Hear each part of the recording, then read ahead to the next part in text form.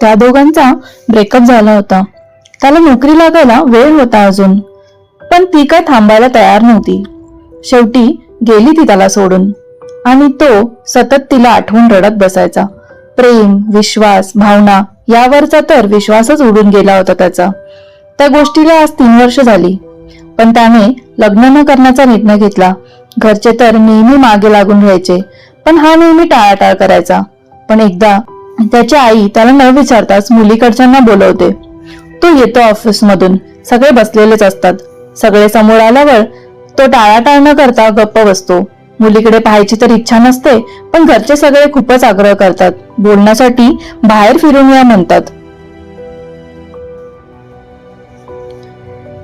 दुसऱ्या दिवशी भेटायचं ठरतं. त्या दिवशी कसा तरी तिला नकार द्यायचा हाच विचार तो रात्रभर करत असतो. दुसऱ्या दिवशी ते भेटतात. संध्याकाळचे 4 वाजलेले असतात. तेवढ्यात त्याला ऑफिसमधून फोन येतो.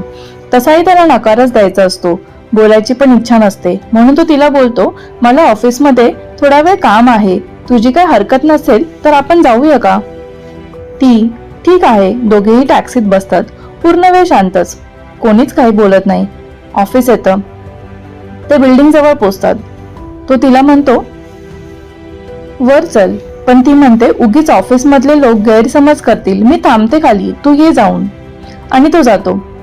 तो ऑफिस मध्ये पोहोचतो आणि काम करत बसतो. त्याचे साहेब त्याला बोलवतात आणि त्याला प्रमोशनचं लेटर देतात आणि बाहेर देशात जायची संधी पण असते त्यात. तो खूपच खुश होतो. पण त्याचे साहेब बोलतात की तुला आत्ताच एक प्रेझेंटेशन तयार करून द्यायचं आहे, मला लवकरात लवकर त्यांना सेंड करायचं आहे. तो तयार होतो आणि लागतो कामाला.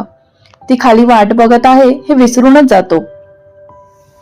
6 वाजतात, नंतर 7, 8, 8:30. फायनली त्याचं प्रेझेंटेशन तयार होतो. तो जातो साहेबांना द्यायला. ते खुश होतात. साहेब, जा आता घरी, घरच्यांना पण आनंदाची बातमी दे, तेही वाट बघत असतील ना. अरे रे, त्याला अचानक आठवतं, तो तिला खालीच सोडून आला होता आणि या प्रेझेंटेशनमुळे विसरूनच गेला होता. ती गेली असेल निघून असंही त्याला वाटत होतं, पण जर थांबली असेल तर तो लगेच निघतो तिथून. त्याचं मन खूपच अस्वस्थ असतं. तो गेट बाहेर येतो. पाहतो तर काय, ती असते एका आडोशाला उभी. त्याला काय बोलावं सुचतच नाही. तो, सॉरी ग, मी विसरूनच गेलो होतो, मला वाटलं तू गेली असशील. तू गेली का नाहीस, मला फोन तर करायचास ना.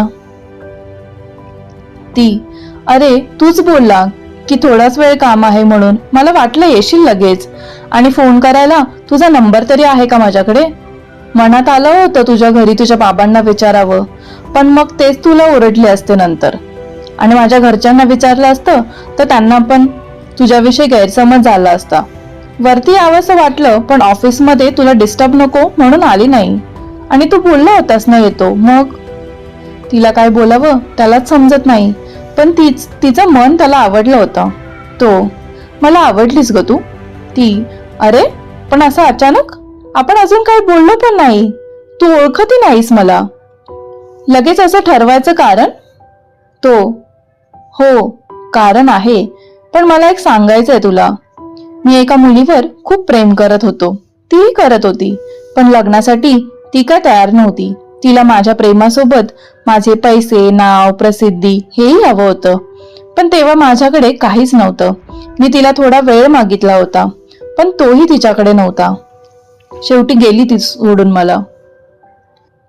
त्यानंतर मला प्रेम, विश्वास या सर्व गोष्टी निरर्थक वाटू लागल्या, म्हणून मी नेहमी लग्नाला टाळाटाळ करायचो.